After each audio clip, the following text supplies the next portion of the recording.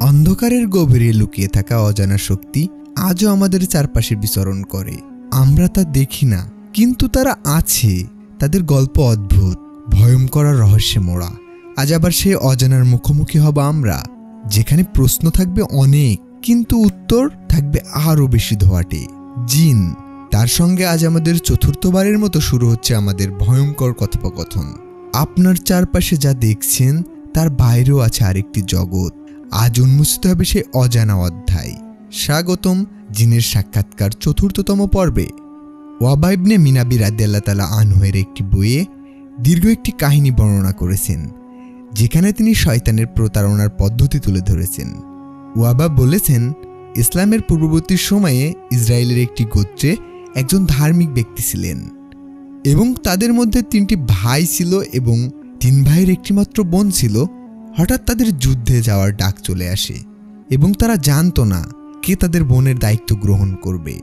তাই তারা ওই ধার্মিক ব্যক্তিকে বলল, তুমি কি আমাদের বোনকে কিছুদিন দেখাশোনা করে রাখতে পারবে? তিনি প্রথমে অস্বীকার করেন এবং আল্লাহর কাছে শরণাপন্ন হন। তারা খুব অনুরোধ করলে তিনি বাধ্য হয়ে রাজি হন। বলেন, তাকে আমাদের উপাসনালয়ের পাশে একটি ঘরে রেখে দেওয়া হবে। এভাবে তাদের বোনটি নিজের খেয়াল খুশি মতো একা একা থাকতে শুরু করল।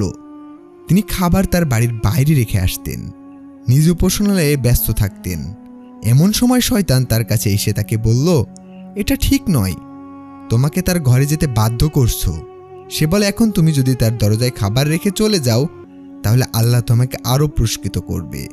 তিনি পরবর্তীতে শয়তানের পরামর্শ মেনে খাবার তার ঘরে ঢুকিয়ে দেয় এবং এভাবে সময় কাটতে থাকে। শয়তান তাকে আবার পরামর্শ দিয়ে বলল, তুমি তাকে সান্ত্বনা দেওয়ার জন্য কথা বলো। তারপর শয়তান তাকে আবার পরামর্শ দেয় এবং সে শয়তানের কথায় আরও এগিয়ে যায়।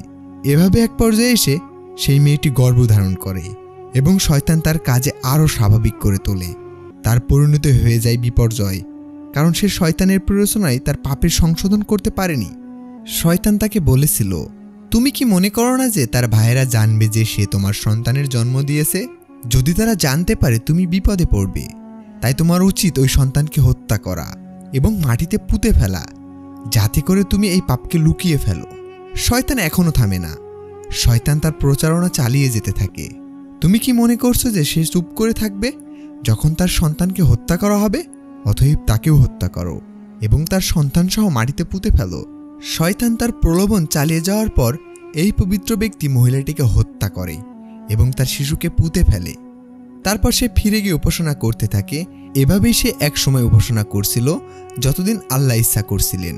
তারপর তার ভাইয়ের যুদ্ধ থেকে ফিরে এসে তাদের বোনের সম্পর্কে জিজ্ঞাসা করলে ভাইরা তার কাছে এসে জানতে চাইল আমাদের বোনের কি হলো। সে তাদের জানায় যে তার বোন খুব ভালো ছিল এবং তার কবর দেখিয়ে দেয়। ভাইয়ের কবরের পাশে গিয়ে তাদের বোনের জন্য দুঃখ প্রকাশ করে এবং আল্লাহর রহমত চাই। তার কিছুদিন সেখানে থাকার পর নিজের পরিবারের কাছে ফিরে যায়। একদিন রাতে তারা যখন ঘুমাচ্ছিল, শয়তানদের কাছে ভ্রমণকারীর মতো হাজির হয় এবং তাদের স্বপ্নে বলে, তোমরা জানো কি ওই পবিত্র ব্যক্তি তোমাদের বোনকে গর্ভবতী করেছে এবং সন্তান সহ হত্যা করেছে?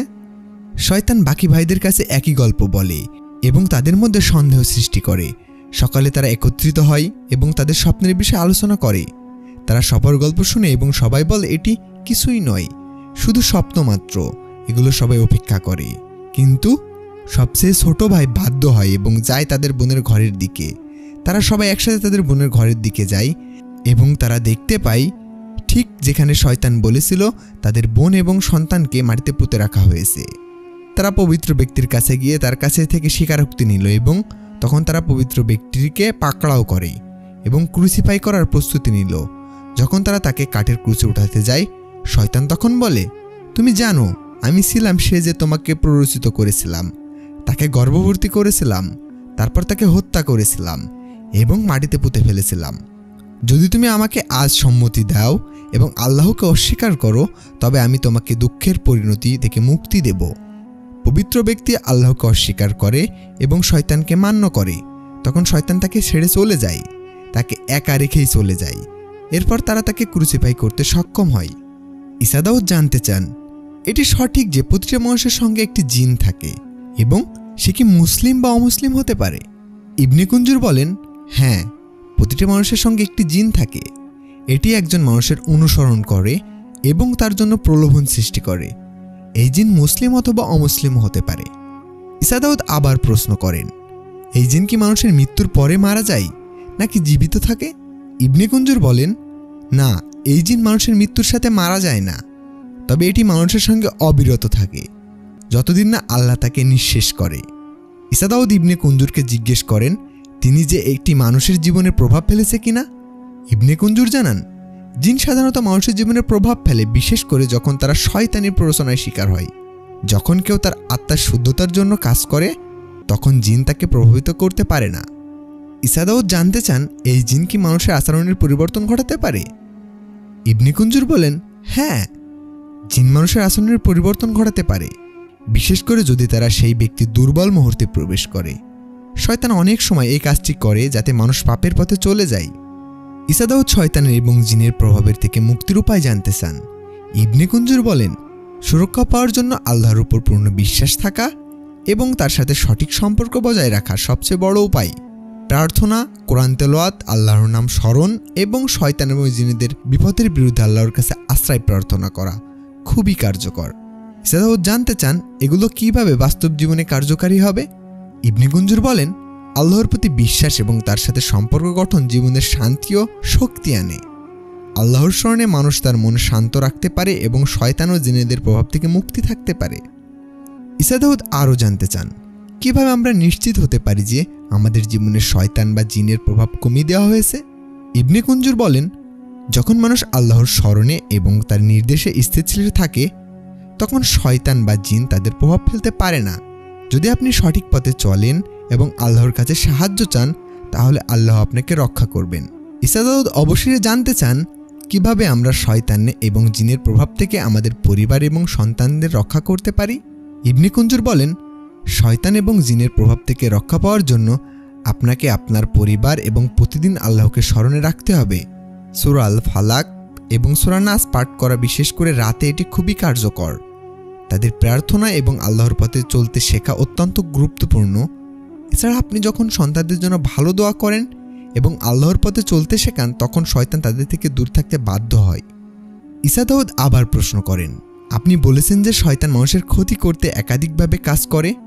শয়তানরা কিভাবে মানুষের মধ্যে বিচ্ছেদ সৃষ্টি করে, বিশেষ করে স্বামী স্ত্রীর মধ্যে? ইবনে কুঞ্জুর বলেন, দাউসিন নামক শয়তান স্বামী স্ত্রীর মধ্যে বিভেদ সৃষ্টি করতে খুবই কার্যকরী। সে তাদের মাঝে বিভেদ সৃষ্টি করে এবং অশান্তি করে তোলে। একসময় ওই বিভেদ এমন পর্যায়ে চলে যায় যে তারা একে অপরকে শত্রু হিসেবে দেখতে শুরু করে, যার ফলে তাদের বিবাহিত জীবন শেষ হয়ে যায়। ঈসা দাউদ এই বিষয়ে আরও জানতে চান, এটি কি শুধু দাউসিমের কাজ নাকি অন্য শয়তানদের প্রভাব? ইবনে কুঞ্জুর বলেন, দাউসিম বিশেষ করে স্বামী স্ত্রীর মাঝে বিভেদ সৃষ্টি করতে কাজ করে। তাছাড়াও আরও অনেক শয়তান আছে, তবে দাউসিমের প্রভাব সবথেকে ভয়াবহ এবং তা কখনোই অবহেলিত করা উচিত নয়। ঈসা দাউদ বলেন, এখন আমাদের কি করতে হবে যদি আমরা শয়তান এবং জিনেদের প্রভাব থেকে মুক্ত থাকতে চাই? ইবনে কুঞ্জুর বলেন, তুমি যদি শয়তান এবং জিনেদের প্রভাব থেকে মুক্ত থাকতে চাও তবে আল্লাহর স্মরণে প্রতিদিন কোরআন পড়ো, প্রতির সময় আল্লাহকে ডাকো এবং তার রক্ষা প্রার্থনা করো। আপনি যখন আপনার আত্মাকে সঠিক পথে রাখতে চান তখন আল্লাহ আপনাকে সুরক্ষা প্রদান করবেন। ঈসা দাউদ জানতে চান, যখন শয়তান এবং জিন তাদের প্রভাব সৃষ্টি করে তখন আমাদের আত্মবিশ্বাস এবং ঈমানের শক্তি কিভাবে বজায় রাখতে হবে?